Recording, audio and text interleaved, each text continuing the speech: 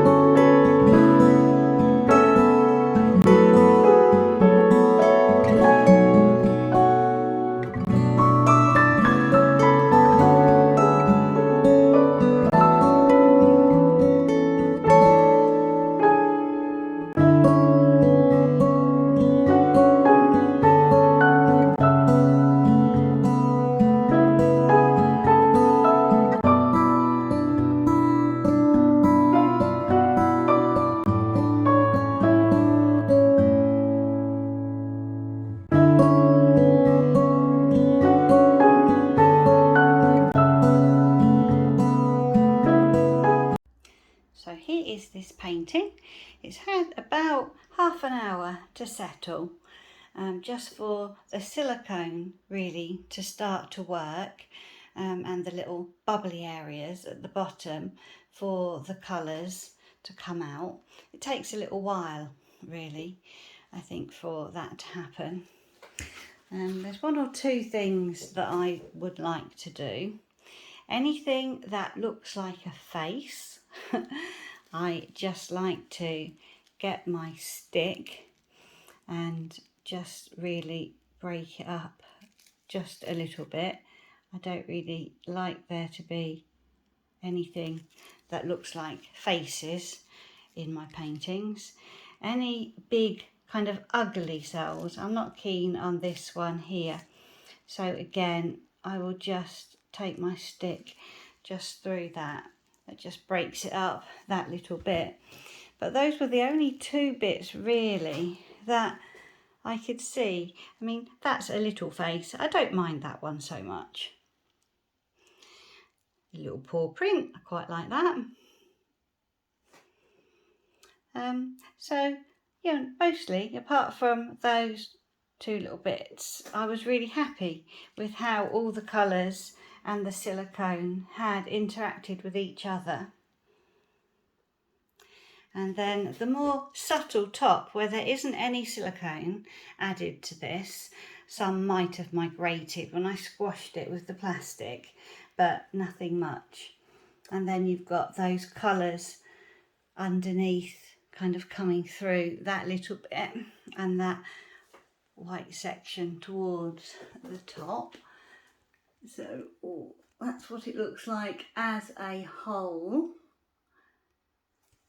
And then I have kind of left this edge really.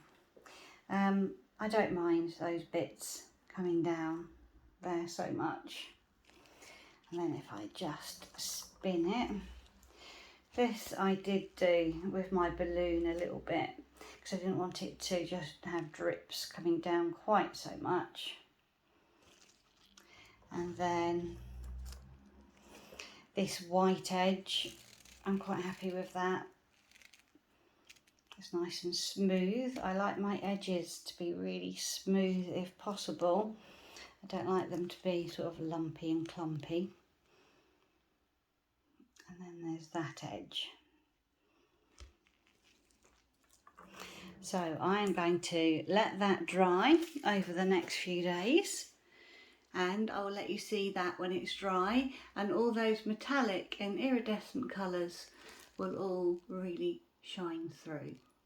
So bye for now.